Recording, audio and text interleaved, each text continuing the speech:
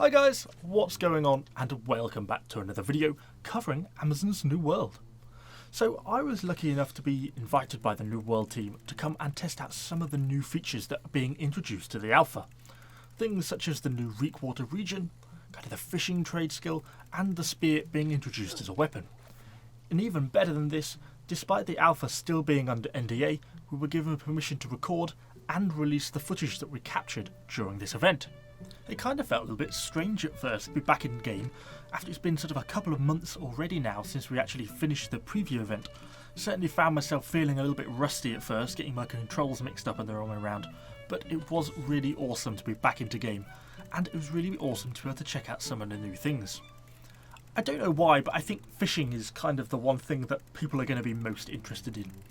Someone I know actually made a comment on this as, why are we all so interested in fishing?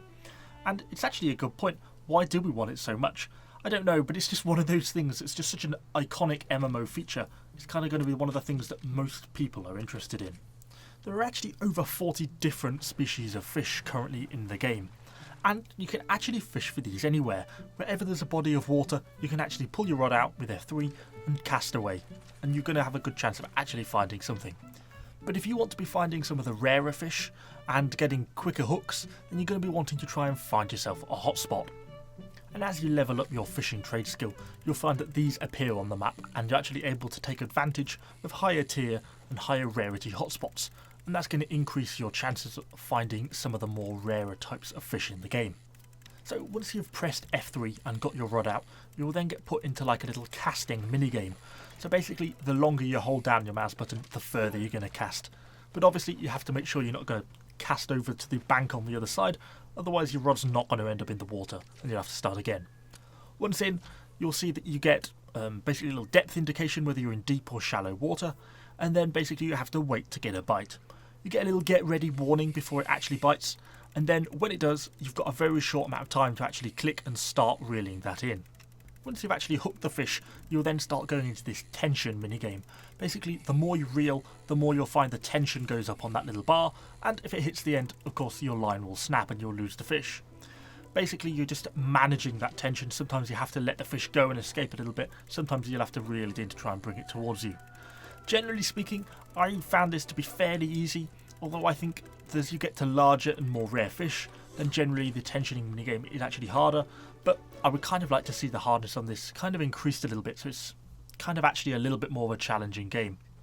You also have some options in terms of trying to increase your chances of getting a fish you want by using baits. Baits are split into freshwater baits and saltwater baits. Obviously, if you're inland in a lake in fresh water, then you're going to be using a freshwater bait. If you're out at sea or casting from the beach out to sea, then you're going to be wanting to use a saltwater bait. This is then obviously all encompassed under the fishing trade skill. Generally speaking, as you level up, it's going to give you access to increasingly high tiers of hotspot, and you're probably going to find these higher tier hotspots in more higher tier or higher level regions, more endgame type regions. But yeah, generally speaking, as you level up your fishing, it will allow you to discover and track these higher tier hotspots. As mentioned at the start of the video, one of the key parts introduced with this alpha patch was the addition of a whole new region, that region being ReekWater. One of my own and kind of many other people's complaints from the preview event back in August was kind of the lack of mid to end game content, and judging by this new region, this seems to be something they've taken on board and something they are directly working on.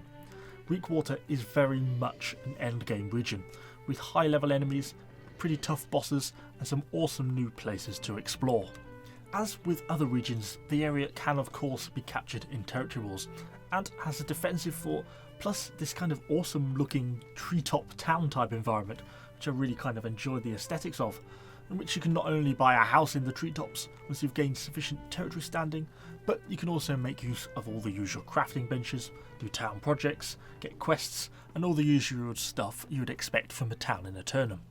Despite being level 60, I've got to say I found this region quite tough, although we were mostly playing solo, and we only actually had a few hours in the game in which to capture footage, which isn't so long to shake off the rust of having not played for probably over 2 months now.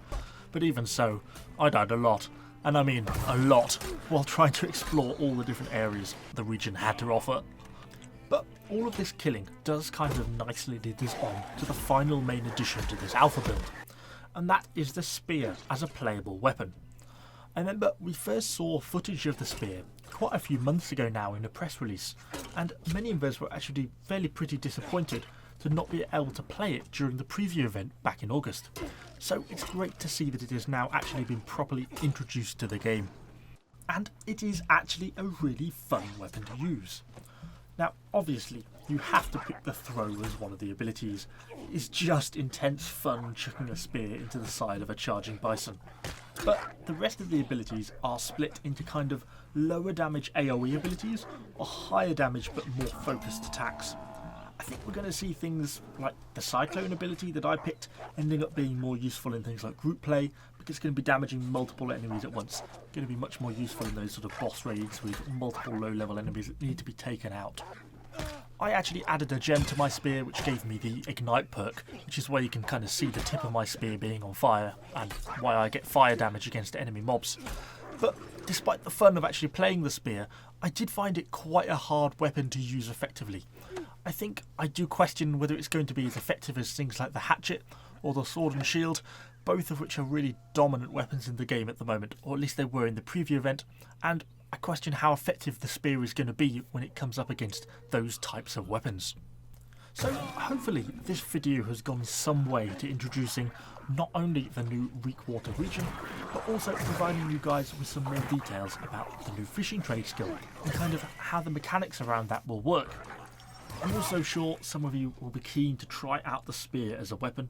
It certainly looks the part, and as a bit of an aside, it feels really refreshing to be playing a game where you actually get to stab with the spear rather than just slashing with it as so many games seem to do. So obviously I could stretch this video out much longer, but I wanted to keep it to a fairly short overview of the main changes.